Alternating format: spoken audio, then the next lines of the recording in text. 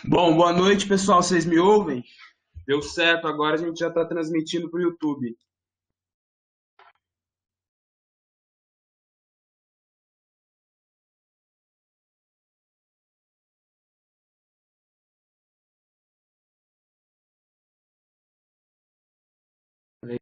Legal.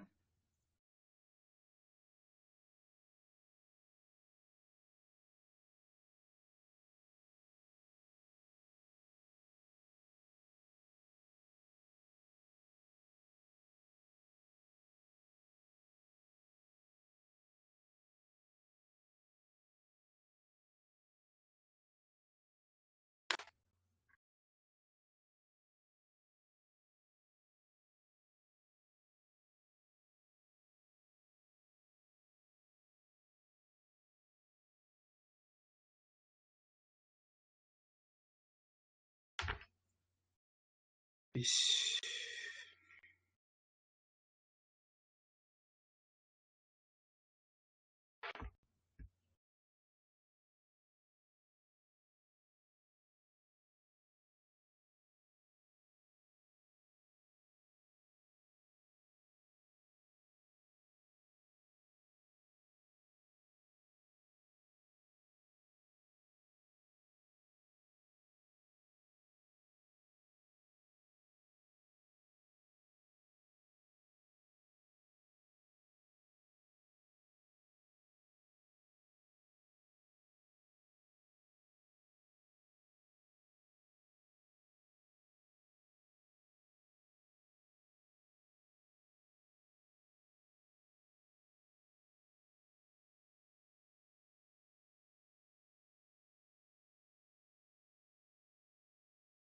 Boa noite, então, pessoal. A gente vai dar início à palestra aqui. Ah, Primeiramente, eu queria agradecer a presença do palestrante, o Vitor Stucci, né?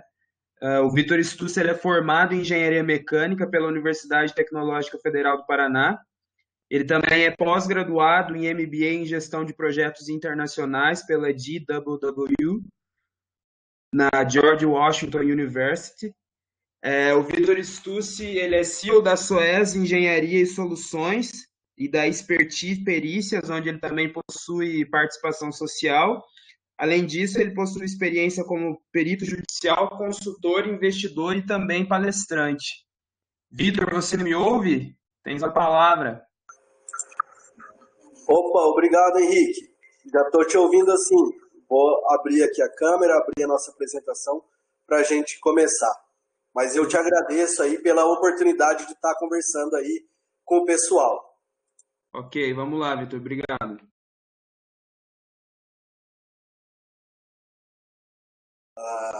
Hoje a gente vai falar sobre a gestão de projeto 4.0. A ideia de se o tema é o futuro já começou. A gente quer saber onde que você está. Meu nome é Vitor Stucci, sou engenheiro mecânico formado, como o Henrique falou, na UTFPR de Cornélio Procópio. Fiz a minha gestão, fiz a minha MBA em gestão de projetos na cidade de Londrina, fiz um módulo internacional de gestão de projetos na George Washington University em Washington. Sou coordenador e sócio da SOES Engenharia, sou sócio proprietário da Expert Perícia, sou professor convidado do MBA da FEITEP, sou consultor em gestão de projetos e planejamento estratégico e sou voluntário em várias instituições. Fui voluntário do PMI, sou voluntário do Hospital do Câncer, sou voluntário do Emaús, da APAI e trabalhei junto o pessoal do Natal Feliz.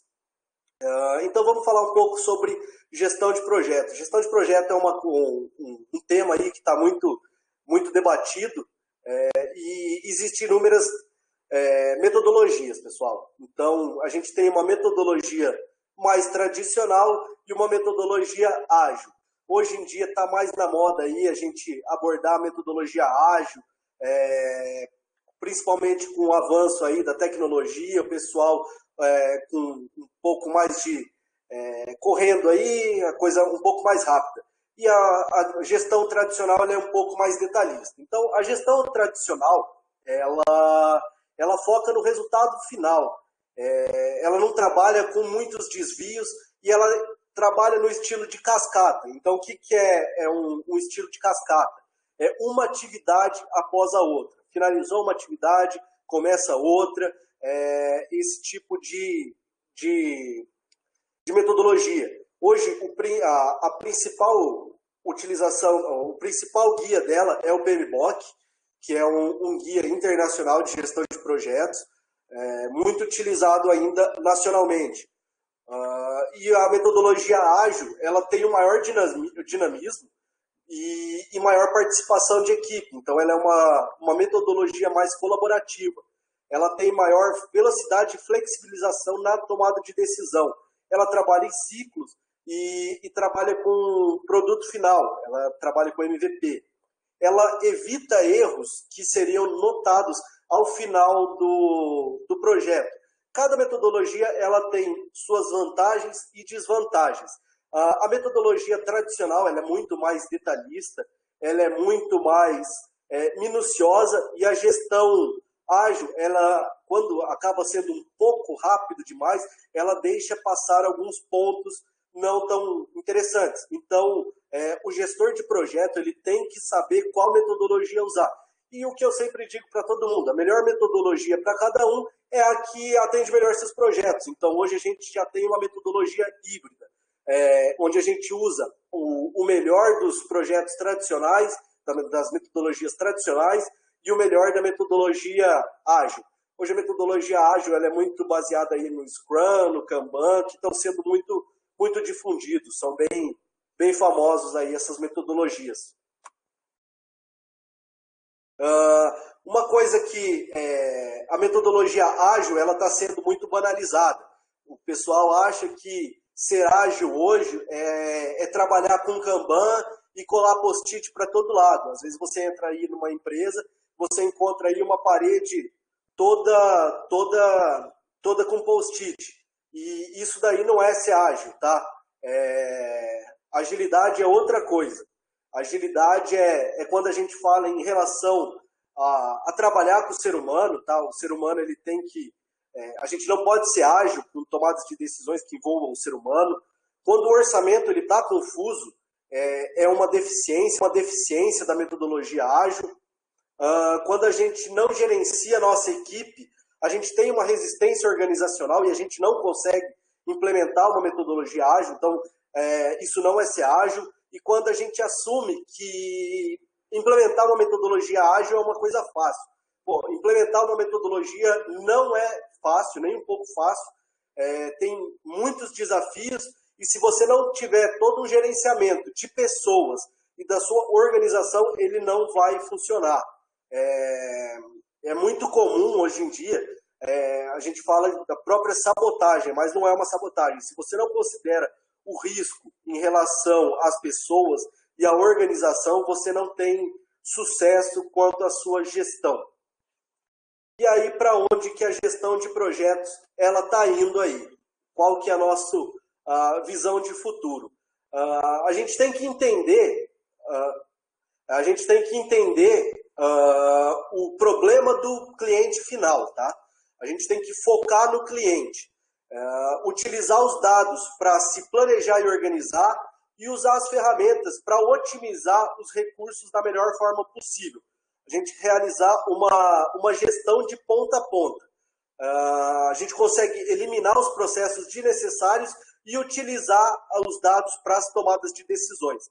Então, a gestão de projeto que saiu ali do tradicional, ela evoluiu para o ágil, ela chegou ali numa metodologia híbrida e ela está evoluindo cada vez mais conforme a tecnologia ela vai evoluindo.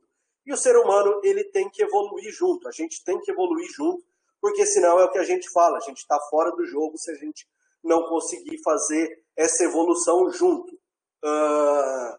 Hoje a gestão ela busca uma automação maior, ela utiliza maior velocidade, ela busca criar modelos de conhecimento, ela está alinhada com a indústria 4.0, ela está alinhada com o trabalho enxuto e a utilização de inteligência artificial.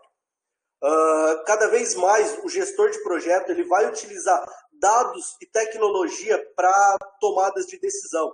É muito rápido e fácil a gente conseguir tomar uma decisão baseado em dados. Uma decisão que às vezes duraria, vamos falar, 10 anos atrás, uma decisão que seria necessário ali avaliar recurso, avaliar tempo, avaliar custos, que seriam necessários aí todo um estudo de mais de um mês, a gente consegue abrir um painel do Power BI e ter essa informação em tempo real. Então, o gestor de projeto está com muitas informações hoje.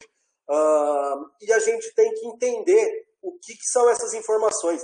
Então, todos os dados, indicadores, eles têm que ser úteis. Uma coisa que acontece são empresas utilizando dados inúteis. Então, eu vou mostrar nos próximos slides aí uma caricatura aqui, onde fala que sobre uma empresa que tem inúmeros dashboards e KPIs, ali indicando produtividade, indicando que seja vendas, indicando perda de produtos, inúmeros indicadores. O grande problema é que muitas vezes a sua equipe não consegue entender todos os indicadores. Isso daí é uma coisa comum hoje em dia, excesso de indicadores e falta de entendimento desses indicadores. Então, é função do gestor de projeto criar indicadores coesos para que a sua equipe consiga entender o que está acontecendo dentro de um projeto. Com a quantidade de dados que a gente tem hoje, a gente consegue melhorar os processos. Aí tem uma turma, se eu não me engano, de produção, a gente falando aí de processos. A quantidade de dados que a gente tem hoje, a gente consegue reduzir os processos e otimizar muito. A quantidade de erros dentro de um projeto, ele diminui muito. A possibilidade de simulações, a gente consegue fazer simulações no projeto, a gente simula o cenário A, o cenário B, o cenário D, o cenário C e D. A gente consegue levantar e definir aí cenários negativos, positivos. A gente consegue simular vários cenários. Apareceu uma mensagem aí, pessoal, que a sala está quase cheia sobre iniciar uma transmissão. Pessoal aí que está no TI aí, dá uma olhadinha aí, eu passo uma mensagem aí para dar uma indicada aí do caminho. Agora, uma das coisas que a gente tem que falar com a evolução da gestão de projetos é que inúmeros cargos eles vão deixar de existir. Muitos dos postos de trabalho, conforme passaram os anos e vão continuar acontecendo, eles estão sendo extintos. Então, muitos dos empregos que existem hoje vão deixar de existir. Isso daí é uma situação comum, e aqui a gente tem alguns dados. Mais para frente eu vou mostrar alguns dados. E aí o gestor de projeto ele tem que ter sabedoria para utilizar os dados. Porque não adianta nada uma pessoa ter a quantidade de dados que ele tiver, se ele não conseguir compilar todos esses dados e gerar informação. Com essas informações ele adquirir conhecimento e com a sua base de conhecimento ele ter sabedoria. Então, não é só ter informação. Eu falo isso sobre só ter informação. É muito claro, hoje em dia, com a internet, todas as pessoas elas conseguem ter informações dos mais variados temas, desde política, economia, tecnologia. Qualquer pessoa ela tem acesso às informações. É uma coisa muito simples ter acesso às informações. E a gente tem que aprender a utilizar melhor essas informações. A gente tem que transformar os dados que a gente recebe em informação, transformar isso em conhecimento e depois gerar sabedoria com isso daí, porque senão a gente está se tornando defasado. E aí vem a questão, o Brasil ele tem uma população sábia? O brasileiro ele sabe compilar as informações que ele tem para boas tomadas de decisões? Não, pessoal, o brasileiro ele não tem muita facilidade para tomadas de decisões e utilização de informação de dados. Então, vamos dar um exemplo aqui. Todo mundo escuta falar, a poupança não rende mais, não compensa mais deixar dinheiro na poupança. E o pessoal continua deixando. Isso daí não é falta de dados, não é falta de informação. Isso daí já cai num aspecto cultural. Então, por exemplo, tudo que a gente tem hoje dentro da poupança, dentro do território nacional, é um valor maior do que todos os bitcoins do mundo. Hoje já é possível comprar um carro sem sair do sofá. já é possível fazer um seguro sem sair do sofá. E aí, esses dias o Banco Central lançou aí a nova chave do Pix e a gente só teve 33,7 milhões de chaves registradas e mesmo assim várias pessoas acabaram registrando aí chaves no seu CPF, no e-mail, no telefone, inúmeras chaves. Então, não é o número real. Hoje, se a população brasileira ela tivesse conseguido trabalhar um pouco mais automatizado, provavelmente os custos dos produtos seriam bem menores. Então, vamos falar aí da venda de um carro. Aqui na apresentação a gente está falando aí, compre sem sair do sofá. Hoje é possível você comprar um carro que está a 1.000 quilômetros de distância sem dificuldade alguma. Você entra aí no sistema, coloca os requisitos do carro e faz a compra do seu veículo. Essa modalidade ela reduz muito o custo. Então, a gente está reduzindo o custo de todo o processo do produtivo ali, do canal de venda do veículo. A gente está eliminando aí um vendedor. O vendedor ele gera custos para a sua empresa. A gente está eliminando esse canal aí e trazendo um produto com valor menor para o seu cliente e um produto com valor agregado maior. E a gente tem que se adaptar ao futuro. A gente parar para pensar 15 anos atrás o que era a internet. A gente não pararia para pensar que seria possível assistir filmes e séries através de streaming com a Netflix e todos éramos adeptos à locação de filme, ao cinema, e a tecnologia vai mudando, e os costumes vão mudando, e a gente tem que se adaptar. Os projetos, quando a gente está falando em gestão de projetos, a gente tem que se adaptar e entender isso daí. Daqui a pouco tempo, a gente vai começar a utilizar criptomoedas, a gente vai começar a utilizar as criptomoedas aí, bitcoins e outras coisas, para fazer a negociação aí dos nossos projetos. E quem que são os donos aí de bitcoins? Hoje 90% são homens. Existem poucas mulheres aí. O mercado de bitcoins nacional ainda é muito pequeno. E por que já tem gente trabalhando com bitcoins?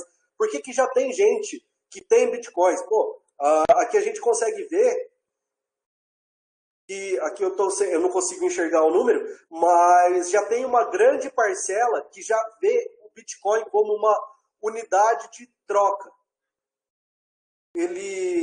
A Bitcoin ela vai trabalhar, muitos estão vendo o Bitcoin como commodity, como uma unidade de compra e etc.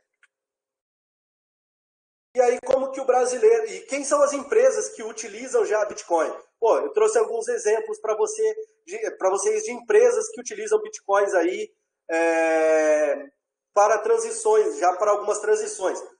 Walmart, Amazon, Facebook, Samsung, IBM, Visa, Mastercard, Google, Facebook, Siemens, Santander, Microsoft, Intel, são as maiores empresas do mundo. Elas já se adaptaram para a utilização do Bitcoin e já estão utilizando. Então, essas empresas aí, elas já estão negociando com fornecedores, utilizando Bitcoins, elas já estão mais adequadas aí à tecnologia que está vindo. E aí a gente fala, e o Brasil? O Brasil como que está nisso daí?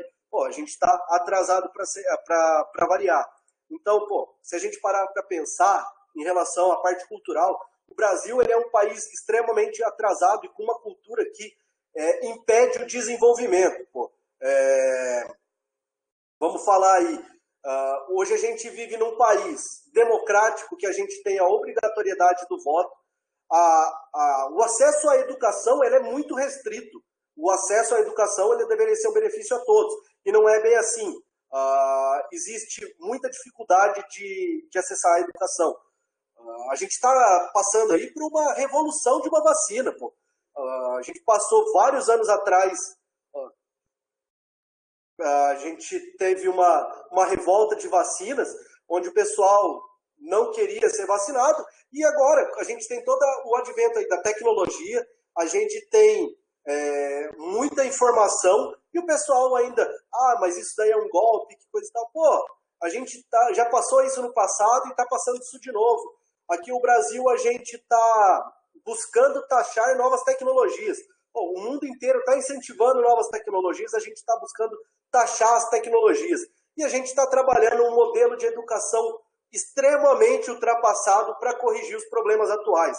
Então, eu trouxe essa ilustração que está aí, de algumas freiras educando uma comunidade de índios com a mesma metodologia que é utilizada hoje em grande parte nacional. A gente continua com uma pessoa lá na frente passando conteúdo definido e quem está assistindo ali anotando no caderninho e etc.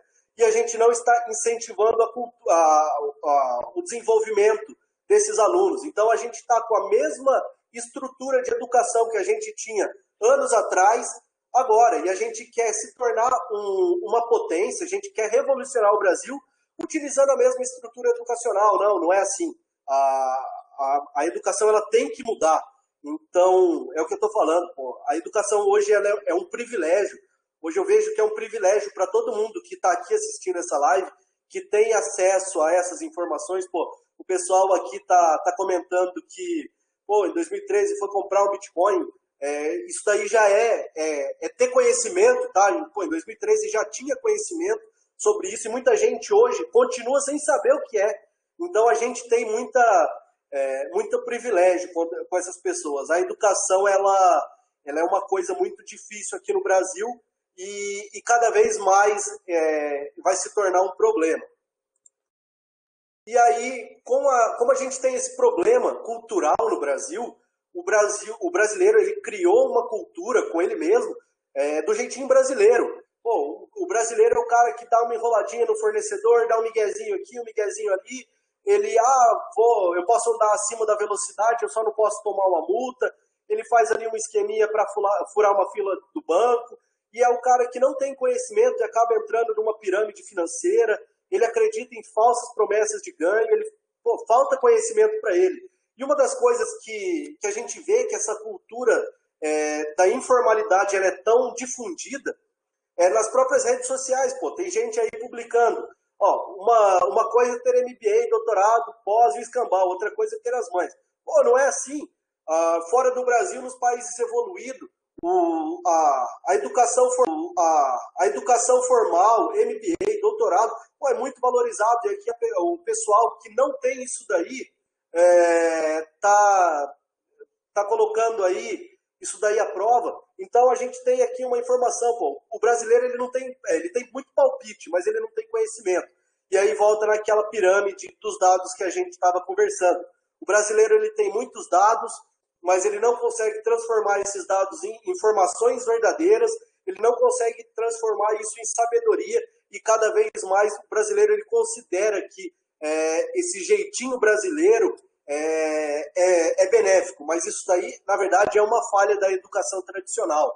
A gente criou meios para conseguir certas coisas. Então, o brasileiro ele criou meios aí para conseguir melhorar o seu negócio, conseguiu aí meios para melhorar a logística, a produção, a segurança, que é o pessoal que está assistindo aí, mas ele acaba deixando de lado aí a parte formal.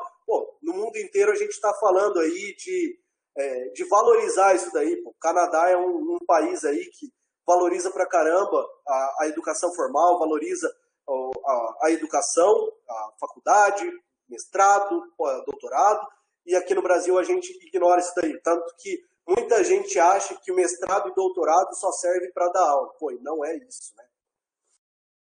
E aí a gente está falando, do Brasil, existe mercado para gestor de projeto no Brasil? Existe um mercado muito grande. Então aqui, o Brasil ele precisa, até esse ano, de 1,3 milhões de gerentes de projetos. Agora, nos próximos anos, a gente já sabe que a gente vai ter uma demanda muito grande de gerentes de projetos. O Brasil, depois da China, é um dos países que mais coloca gerentes de projetos no mercado. Agora, o que acontece, que é o grande problema? Igual tem aqui uma notícia.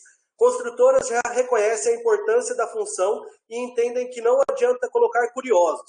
Experiência comprovada e certificação são um divisor de águas. A gente tem muito gestor de projetos aqui no Brasil, mas muitas pessoas sem experiência. Então, o Brasil, ele está atrasado culturalmente, as pessoas estão sem experiência, e então vamos dar um exemplo. Algumas pessoas acham aí que tem experiência porque trabalharam 3 anos e têm um MBA. Algumas pessoas acham que são aptas a serem gestores de projetos porque falam 2 línguas e têm algum conhecimento sobre tecnologia de informação. Não é isso. As empresas elas estão procurando um pouco mais. As empresas querem mais do que isso. E é isso que o gestor de projeto ele tem que se atentar. Então, gestão de projeto é uma tendência. Aqui no Brasil foram criadas 350 mil vagas para gestores de projetos nos últimos anos, entre 2010 e 2020. Isso a gente está falando aí de 10 anos, segundo uma pesquisa pelo PMI. Enquanto isso, na China, a gente teve a contratação de 8 milhões de gerentes de projeto. E aqui, conforme a gente mostrou no slide anterior, o Brasil está precisando de 1,3 milhões de gerentes de projetos ainda em 2020. E a gente está falando que foram contratados 350 mil gerentes de projetos em média. Isso quer dizer que a gente tem quase um gap de 1 milhão de gerentes de projetos em território nacional. Então, está faltando muito gerente de projeto, mas gerente de projeto bom. E aí, Vitor, como que você consegue ter uma experiência aí, sou recém-formado e etc. Hoje já tem muito trabalho voluntário na área, tem muitas empresas aí fazendo trabalho voluntário. Então, é muito fácil aí para vocês entrarem em contato com, por exemplo, o que eu citei, o PMI, que é uma instituição mundial, que vai te colocar ali em contato com grandes gerentes de projeto, pessoas de nome aí, e tem trabalho voluntário. É muito fácil aí você ser voluntário profissional num hospital, numa ONG. Então, as oportunidades estão aí, tá, pessoal? É entender e abraçar as oportunidades. O gerente de projeto, hoje, ele tem que estar um passo à frente aí, porque senão não adianta. A vaga fica aberta, mas o pessoal acaba não contratando.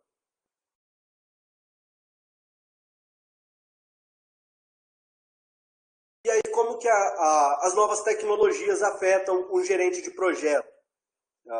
A gente está vindo aí com tecnologias baseadas em conhecimento, a gente está vindo com machine learning, a gente está vindo aí com gerenciamento de decisão, a gente está vindo aí com sistemas especialistas, deep learning e automação robótica de processos. Então, cada vez mais, o profissional não especializado, ele vai estar fora do mercado. Então, o profissional aí que fala, mas eu falo inglês. Inglês é básico hoje. Inglês eu brinco aí que o inglês é o requisito mínimo para um analista. Se você não estiver falando mais alguma língua, pelo menos, para mim você está fora do mercado. Se você não souber um pouco sobre indústria 4.0, novas tendências, está fora do mercado. Então, aqui a gente está falando, sistema, como que o gestor de projeto vai utilizar isso daí? Ele vai utilizar isso no dia a dia dele da seguinte maneira. O sistema baseado em conhecimento, ele vai ajudar o gestor de projeto com o planejamento dos projetos dele a organizar projetos mais precisos. A gente vai ter um mundo de informações aí e de projetos anteriores para levantar o que deu certo, o que não deu. A gente vai conseguir gerenciar risco através de dados e informações e algoritmos, e com isso a gente vai conseguir montar melhores contratos, a gente vai conseguir organizar melhor a estimativa de tempo, organizar uma melhor estimativa de recurso, tanto produtivo como de pessoas. Então a gente vai conseguir estimar mais, eu preciso de exatamente tantos quilos de material. Nos meus últimos 20, 30 projetos eu utilizei isso daí. Então a gente consegue aí ter uma estimativa melhor e a gente consegue gerenciar e identificar muitos riscos. Então, vamos dar um exemplo. Se eu não me engano, a Suécia ela tem uma gestão de risco tão intensa que ela criou um espaço para a pandemia. Eles já estavam prevendo que poderia acontecer uma pandemia no mundo. Começou a pandemia ali na Suécia, o pessoal teve um espaço para eles irem lá, quem estava infectado e etc. Então, isso é gestão de risco e é assim, a gente aqui no Brasil, a gente está engatinhando em relação à gestão de risco. Um exemplo que eu consigo dar ali sobre dados e gestão de risco é que hoje a gente já tem uma ferramenta que ela chama AHP, onde a gente considera ali dados estatísticos de riscos anteriores e a gente utiliza uma matriz matemática onde a gente consegue levantar a probabilidade de um risco acontecer e com ferramentas automatizadas simular o mesmo acontecimento 100, 200, 1000, 1 milhão de vezes e definir, eu posso correr esse risco ou eu não posso. E isso que é um diferencial do gestor de projeto e que vai conseguir otimizar os projetos. Hoje a gestão de risco ela é totalmente não, mas ela é muito ignorada e quando acontece alguma coisa, algum risco negativo, os projetos normalmente são muito afetados aqui em território nacional. Então, vamos dar um exemplo aí da pandemia. Acho que poucas empresas no Brasil estavam preparadas para um acontecimento como esse. É gestão de risco. Se você já tem um planejamento ali e uma ação de contingência para isso, show de bola. Você executa ali a sua ação de contingência e continua o seu trabalho. Quando a gente fala aí da utilização de machine learning, a machine learning ela vai começar a encontrar padrão nos projetos. Então a gente vai ter padrões contínuos nos projetos. Então os projetos eles vão sendo replicáveis. Então cada vez mais o gestor de projeto ele vai ter informações dos seus projetos. Quando a gente fala aí de gerenciamento de decisões, a inteligência artificial vai trazer um mundo de informações para tomadas de decisões. Que eu falei lá atrás, antes a gente queria saber quanto que custa um processo, quantas horas demora e o que iria influenciar uma mudança. Hoje a gente tem painéis utilizando a plataforma Power BI que a gente consegue essa informação na mesma hora. Então, vamos pensar, 10, 15 anos atrás a gente precisaria de um time para levantar informações, o qual hoje a gente precisa de poucos minutos. Então, com isso daí a gente tem uma probabilidade muito maior de conseguir um resultado positivo nos nossos projetos. Isso daí é fantástico. A gente vai ter o apoio de sistemas especialistas. Sistemas especialistas a gente vai ter algumas árvores de tomadas de decisões. Então, um projeto pode ir para o caminho A e B, aconteceu tal coisa, faz isso, aconteceu tal coisa, faz isso, e automatizado. Cada vez menos a gente vai utilizar o recurso humano. Então, volto mais uma vez, a gente tem que estar atualizado para não estar fora do mercado. Mais um ponto aí é o Deep Learning. Quanto mais informações a gente passar para os sistemas, mais informações ele tem e com isso daí ele consegue interpretar e tomar as melhores decisões. Então, o gestor de projeto ele vai ter ali um apoio preditivo, vai ter modelos de projetos para ele tomar as decisões. Ele consegue se basear nisso daí. E a metodologia de Deep Learning, ela requer muitos dados. Então, quanto mais informações você passa para ela, mais informações ela te devolve, ela te auxilia na tomada de decisões. Então, compensa eu desligar essa máquina aqui, como que isso vai afetar a minha produção? Quanto mais informações o sistema tiver, mais informações você tem para essa tomada de decisão. E a automação robótica de processos, que é uma coisa assim, que já está um pouco mais comum. Então, vamos falar, antes a emissão de nota fiscal e boleto, alguns anos atrás, era manual. Hoje a gente hoje ninguém nem pensa mais em escrever uma nota fiscal. Vários sistemas estão automatizados. Então, vou dar um exemplo aí. Eu fiz seguro de um carro por esses dias agora. Antes o seguro teria que ser vistoriado por uma pessoa. Hoje em dia não. Hoje em dia você mesmo tira foto do seu veículo, manda para um aplicativo deles, eles fazem a interpretação dos dados e falam, esse carro aqui está apto para ser segurado, esse carro não está. Imagina a quantidade de pessoas que foram dispensadas nessa automação. Então, a gente tem que estar muito atento a isso daí. E hoje a gente já tem muitas ferramentas para apoiar no dia a dia também. Então, a gente tem aí a ferramenta Siri, que consegue apoiar no dia a dia, Alexia, a gente tem os drones, o Digital Genius, o Atomwise, a Conversica. Hoje eu vejo aí na internet o pessoal brincando com Alexia, mas, pô, é uma coisa que você consegue utilizar de uma maneira muito mais estratégica.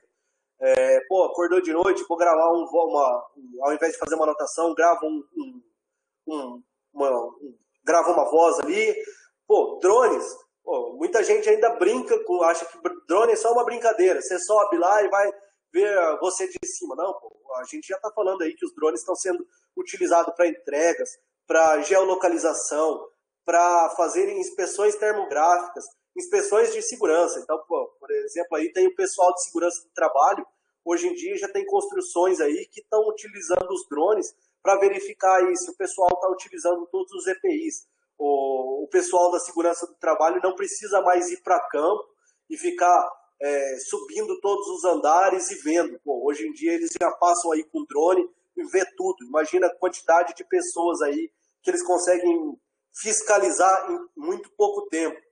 E hoje já tem pessoas de alto nível utilizando aplicativos e gadgets para se tornarem mais produtivos. Então, tem pessoas aí que estão utilizando aplicativos aí para monitorar o sono, para monitorar a saúde, para monitorar inúmeras coisas e eles conseguem se manter num nível acima de produtividade. Muitas pessoas aí já falam, eu estou trabalhando com hack humano e algumas coisas, mas isso aí não passa de entender como o corpo humano funciona e melhor utilizar ele. E aí, para onde que o mundo está indo? A gente tem que entender, o gestor de projeto ele tem que entender para onde o mundo está indo, para ele conseguir acompanhar, porque do mesmo jeito que eu mostrei para vocês aí, que a coisa está evoluindo muito rápido, se o gestor de projeto ele não acompanhar a evolução, ele fica para trás e ele acaba sendo descartável. Então a gente está indo aí para uma indústria 4.0 que ela preza muito mais automação, ela preza todas as informações em nuvem, ela preza aí a internet das coisas, ela preza coisas que não existiam anteriormente. Eu dou um exemplo aí, que o mundo avança muito rápido. Um exemplo é a própria família que a gente tem. Alguns anos atrás, ninguém considerava possível um celular. O celular funcionava ali para o jogo da cobrinha e ele funcionava para menos coisas. E agora, o celular hoje ele faz tudo. Então o gestor de projeto ele tem que estar alinhado com isso daí. Se o gestor de projeto ele não tiver alinhado com essas novas tecnologias e para onde o mundo está indo, ele está fora do mercado. E aí entra o que a gente conversou anteriormente, de no Brasil a gente ter 1.300.000 vagas para gerente de projeto e conseguir alocar 350 mil gerentes de projeto.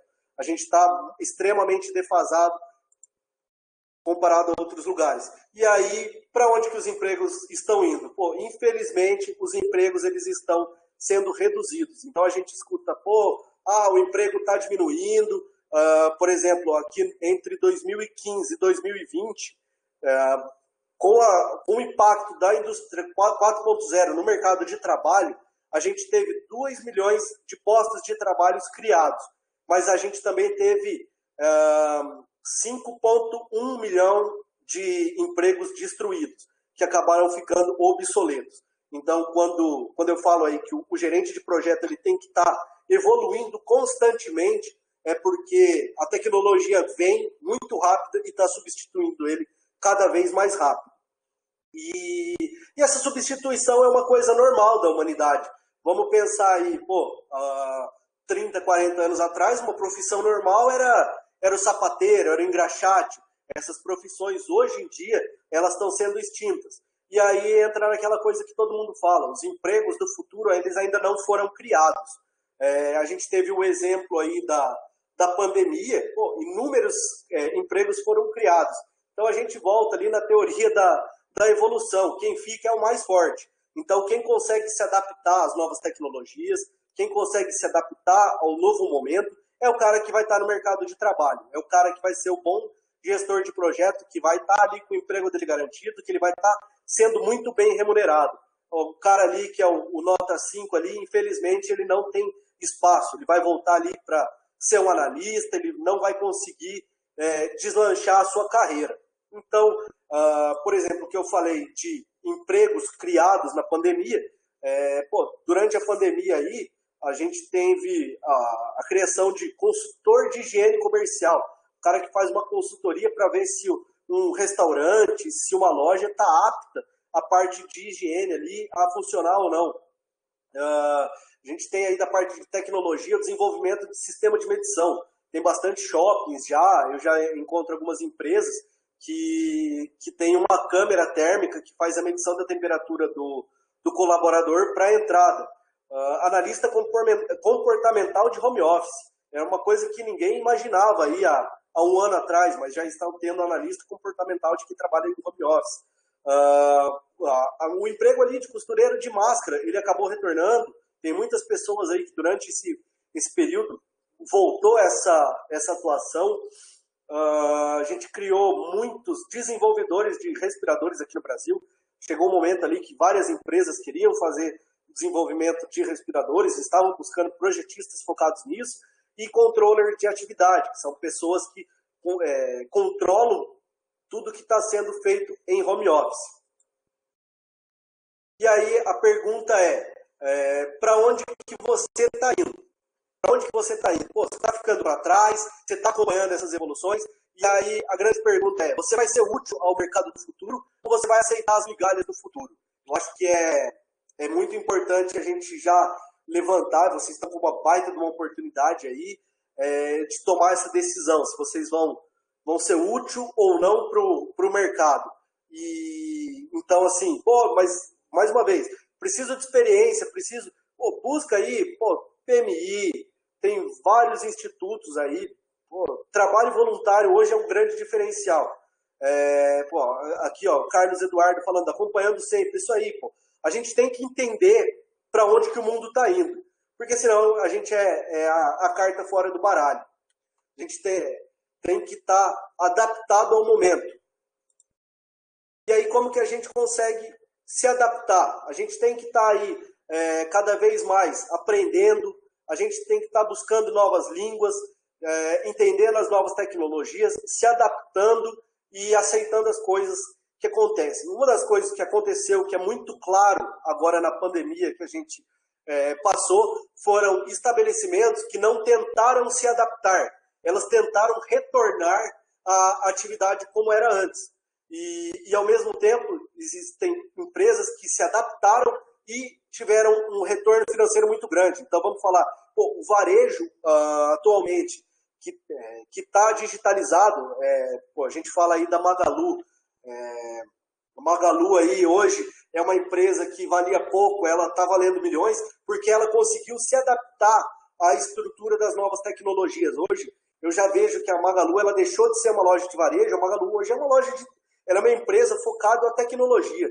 Ela consegue ter a mesma visão aí, vamos falar que a Amazon. Isso que é um diferencial, por isso que as empresas crescem. Quando a gente falou lá atrás das empresas que estão trabalhando com bitcoins, a gente consegue ver que as empresas que trabalham com bitcoins, que estão trabalhando aí com a indústria 4.0, são as maiores empresas do mundo. E por que elas são as maiores empresas do mundo? Porque elas estão na frente aí da corrida, elas já entenderam que tem que estar lá na frente e estão sempre na frente. E aí mais um ponto, que a gente está falando aí sobre adaptação, realmente sair da zona de conforto, a previsão do PIB da China para 2030 é mais que o dobro da previsão do PIB dos Estados Unidos. Quantas pessoas que estão aprendendo a falar mandarim? Quantas pessoas sabem falar mandarim? O dólar hoje ele é uma moeda muito forte, porque os Estados Unidos é a principal economia do mundo. Mas e quando eles não forem? Será que o inglês vai continuar sendo a principal língua do mundo? Será que o dólar vai continuar sendo a principal moeda do mundo? O gestor de projeto ele já tem que se antecipar a esse risco e já está se adaptando. Já entender aí que ele precisa de uma reserva em outras moedas, não só em dólar, ele tem que estar adaptado às criptomoedas, ele tem que saber de línguas, e aí está adaptado às novas tecnologias, ele tem que estar adaptado às automações, à inteligência artificial, aos drones, a impressão 3D, hoje já tem empresas aí fazendo casas com impressora 3D, tem locais aí já estudando fazer alimentos com impressora 3D. Então, a evolução ela é muito rápida e a gente tem que estar se adaptando. Realmente é isso daí, adaptar e continuar indo para cima. E entender o problema correto. Uma das maiores empresas que a gente tem no Brasil hoje, quando a gente fala em tecnologia, é o iFood. E o iFood, qual que é o problema que o iFood resolve? Não está aqui o slide, mas era só a logo do iFood, enfim. O iFood, ele não resolve simplesmente o problema de, eu quero ver as opções que eu tenho. O iFood, ele é uma solução de logística. O iFood, ele traz uma solução onde ele facilita e viabiliza o intermédio entre o entregador de pequeno porte e o estabelecimento de pequeno porte com o entregador, desculpa. Então, o que acontecia? Sempre existiram aí algumas plataformas para tentar aproximar o cliente, mas ninguém nunca tinha conseguido solucionar a logística entre pegar ali o bar do seu Antônio e trazer toda uma estrutura para que ele consiga vender para qualquer pessoa. E o iFood veio e trouxe essa solução de logística. O iFood é uma empresa sensacional que, além de ser um unicórnio brasileiro, ela é totalmente voltada à tecnologia de informação. Ela é uma empresa que já entende o futuro. Tanto que todos os colaboradores têm uma noção de programação. Tanto ali o cara do TI, que realmente trabalha com isso, mas o administrativo, o engenheiro, todo mundo ali tem uma noção para trabalhar no iFood. O iFood ela trabalha extremamente com dados. Dados ali para eles é muito importante. O Claudinei perguntou aqui por que unicórnio brasileiro. Uma empresa ela se torna um unicórnio quando ela vale mais que 6 bilhões de dólares, alguma coisa assim, tá? E aí ela se torna um unicórnio. Se você procurar aí, tem várias startups que estão buscando se tornar unicórnios que quer atingir esse valor de empresa aí. Hoje o iFood ele já tem esse valor, eu não tenho certeza se é mais de 1 bilhão. Isso, então é isso mesmo. O unicórnio é mais de 1 bilhão de dólares, tá? Me perdoa, eu falei errado. São empresas que valem mais de 1 bilhão de dólares. E como que o mercado ele está buscando solucionar esses problemas? Como que o mercado ele está tentando entender esses problemas futuros? O mercado ele está se adaptando, pessoal. Então, o mercado ele está lançando inúmeros programas de startups. Então, por exemplo, Boticário lançando aí a aceleradora de startup de olho no mercado de inovação. Boticário já está atrás disso daí. Na Jovem Pan e na Rede Globo, a gente já tem programas focados a startups, onde estão buscando as novas empresas. Moinho Dias Branco, mesma coisa, tá oferecendo aí até R$500 mil para apoiar novas empresas. E por que essas empresas estão oferecendo tanto dinheiro para essas startups? É porque já foi entendido que a tecnologia ela é necessária para uma empresa evoluir. E as empresas elas estão buscando se tornar parceiras de startups para se unirem e crescerem. Então vamos dar um exemplo aqui. Em Santa Catarina já tem um programa de capacitação de startup. No Rio de Janeiro já tem eventos para startup. O Facebook está fazendo aceleração de 10 startups brasileiras. O BNDES já está dando recursos para startup. E o que todo mundo quer hoje em contrapartida? Todo mundo quer ser sócio das startups, todo mundo quer ser sócio do iFood, quer ser sócio aí da Magalu, todo mundo quer ter uma sociedade com quem está crescendo aí, todo mundo quer ter uma fatia desse mercado. E aí, sobre as oportunidades, eu vou deixar uma reflexão aí, o pessoal até falou aí sobre sair de zona de conforto, e o mundo está evoluindo muito rápido, o mundo está evoluindo rapidamente, diariamente. Todo dia são criadas novas oportunidades, todo dia são fechadas novas oportunidades. Cabe a cada um de vocês aí decidir quem vai abraçar essa oportunidade ou não. A gente está falando aí que nos próximos 10 anos, o PIB da China vai estar o dobro do PIB dos Estados Unidos. Então, ao invés de criar uma ação, pô, eu odeio a China, não quero nada da China, independente da reação do Brasil, a China vai ser uma potência. Então, não é mais fácil a gente se adaptar e já dar o primeiro passo do que tentar ter toda uma resistência e depois acompanhar essa evolução? Isso é oportunidade, é surfar a onda azul, é estar um passo na frente dos concorrentes. Isso daí é extremamente importante, e aí eu faço essa reflexão para todo mundo. É estar um passo na frente, pessoal. E como que a gente pode abraçar essas oportunidades? A gente tem que estar pronto para elas. A gente tem que estar sabendo várias línguas, a gente tem que saber sobre tecnologias, a gente tem que estar em estudo constante, a gente tem que estar acompanhando a evolução do mundo. Como o Alisson disse aí mesmo, sair da zona de conforto. Um ditado diz aí, camarão que dorme, a onda leva. E o que está acontecendo no Brasil e no mundo é isso daí, pô. Quem está dormindo no mercado de trabalho, tanto quanto gestor de projeto, como engenheiro, pô, está dormindo, está ficando para trás, não tem mais espaço. Eu trago essa reflexão aí para vocês. A gente está chegando aqui no final. Agradeço vocês, tá? Pela atenção. O pessoal está fazendo alguns comentários aqui sobre o valor do Bitcoin.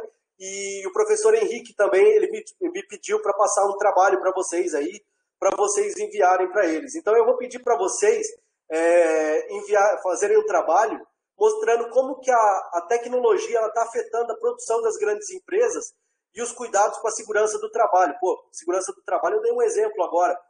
Já estão sendo utilizados drones para vistorias aí, de o pessoal estar usando EPI ou não.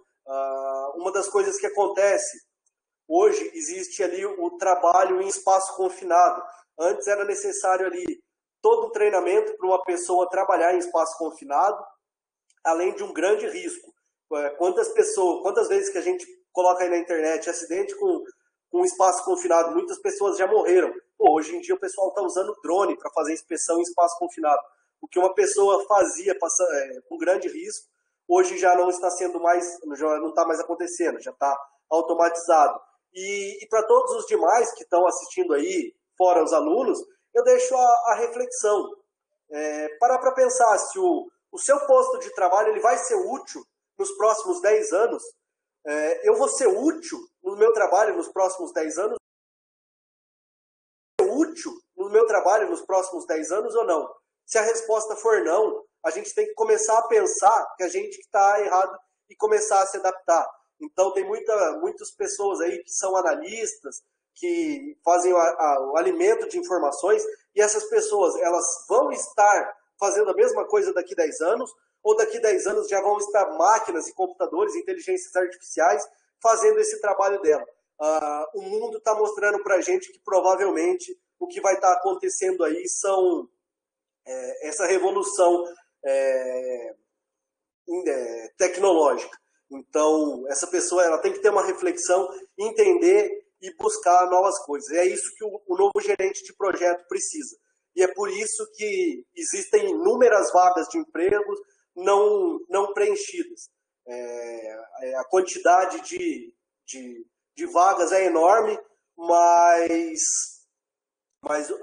os gerentes de projetos hoje não estão aptos para exercerem essas funções. Então, acaba aí sobrando emprego, que é uma das coisas que a gente ouvia muito falar quando começava a faculdade, está sobrando emprego em tal área, mas o problema não é a quantidade de empregos, o problema é estar capacitado o suficiente para ocupar esses postos. Aí eu agradeço aí a oportunidade de vocês, vou deixar o meu e-mail pessoal aqui, stuce.victor@gmail.com. Quem quiser entrar em contato comigo, a gente pode bater um papo, fico totalmente aberto aí a trocar uma ideia com vocês, e agradeço aí a oportunidade do professor Henrique aí de ter me convidado, de trazer um pouco dessas informações para vocês. Acaba sendo muita informação para pouco tempo. Pô, eu acho que eu poderia aí pegar uma hora para falar só sobre gestão tradicional, poderia pegar uma hora só para falar sobre gestão ágil, só sobre indústria 4.0, sobre cada ponto que eu passei, mas eu achei interessante passar todo esse overview aí de informações para vocês. Eu acho que isso daí pode fazer muita diferença na vida de vocês e agarrar as oportunidades, pessoal. Eu vejo aí que não tem segredo, é agarrar as oportunidades. Eu vou dar um exemplo sobre oportunidades que aconteceu comigo mesmo. Fiz a minha MBA nos Estados Unidos e acabei participando antes disso, participei de um concurso pela FGV, que chamava SAI Innovation, lá na cidade de Curitiba, e eu sempre participava de palestras.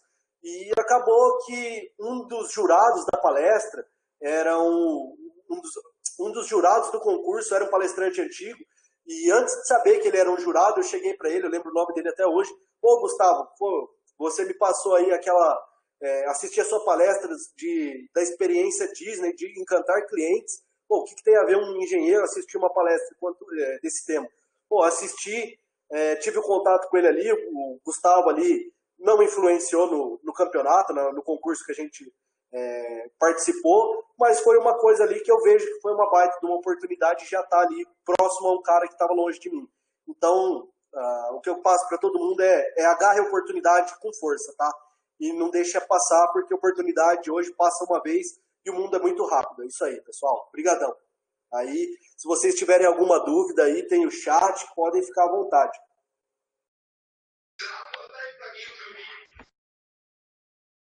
Vitor, tá ouvindo? Sim, estou te ouvindo sim.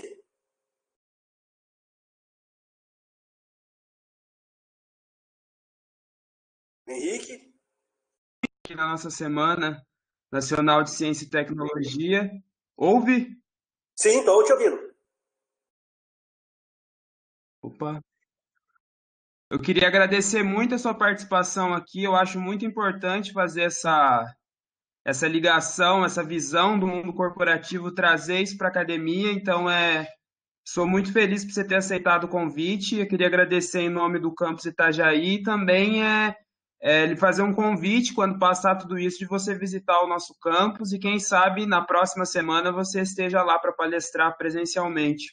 Oh, vai ser um prazer. Pode contar comigo, tá bom?